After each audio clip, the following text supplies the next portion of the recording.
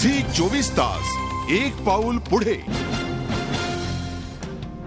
भारतातील प्रमुख 23 बँका पैशांची अफरातफर करत असल्याचा खळबळजनक गौप्यस्फोट केलाय कोब्रा पोस्टनं। खासगी आणि सार्वजनिक क्षेत्रातल्या प्रमुख 23 बँका आणि इन्शुरन्स कंपन्यांच्या माध्यमातून देशभरात पैशांच्या अफरातफरीचे व्यवहार केले जात असल्याचा खुलासा कोब्रा पोस्टनं केलाय।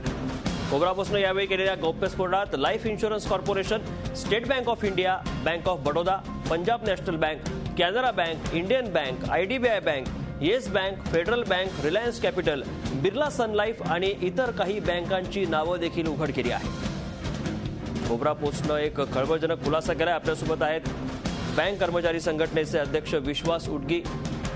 उडगीजी, काय सांगाल, ज्या पद्धतीने कोब्रा पोस्टनं हा खुलासा केलाय, मनी लॉन्ड्रिंगचा 23 प्रमुख बँकांच्या मार्फत मनी लॉन्ड्रिंग होत असल्याचा खुलासा त्यांनी केला, काय सांगाल? कोब्रा पोस्टने स्टिंग ऑपरेशन केलंय आणि मनी लॉन्ड्रिंग सिद्ध केलंय, याबद्दल त्यांना धन्यवादच द्यायला पाहिजे। वास्तविक सर्व खासगी बँका, विदेशी बँका आणि काही राष्ट्रीयकृत बँका मोठ्या या मनी लॉन्ड्रिंग मध्ये सर्रास या गोष्टी करतात हे अनेकांना माहित होतं। आणि या ठिकाणी रिझर्व्ह बँक ऑफ इंडियाला हे माहित असतं, being the regulator of the bank. त्यांच्या रिझर्व्ह बँक ही सर्व बँकांची बँक आहे, पण रिझर्व्ह बँक ऑफ इंडियाचे उच्च पदस्थ याच्यावरती कोणतीही कारवाई करत नाही, हे आजपर्यंत दिसून आलेले आहे। शेवटी मनी लॉन्ड्रिंग काय आहे की काळा पैशाला पांढरा पैसा करून देण्याकरता अनेक प्रोडक्ट्समध्ये ते मोठ्या मोठ्या लोकांचे पैसे गुंतवतात आणि त्या गुंतवणुकीतून त्याला पूर्वी पोर्टफोलिओ मॅनेजमेंट म्हणायचे, आता हल्ली cross selling of the products म्हणतात। मग एफडी मध्ये कधी पैसे ठेवायला सांगतात, कधी म्युच्युअल फंडात पैसे ठेवायला सांगतात, कधी कुठल्या पॉलिसीमध्ये पैसे गुंतवायला सांगतात। हे जसं मोठं गिराईक असेल त्या पद्धतीने त्याला ते डील करत असतात। आणि हे मनी लॉन्ड्रिंग आजचं नसून अनेक वर्षांपासून ते हर्षद मेहताच्या काळात सुद्धा ते मनी लॉन्ड्रिंगच होतं। त्याचा पोर्टफोलिओ मॅनेजमेंट स्कीम हा मनी लॉन्ड्रिंग होता। CR भन्साळीचा सुद्धा मनी लॉन्ड्रिंग होता, केतन मेहताचा, केतन पारिखचा पण मनी लॉन्ड्रिंग होता।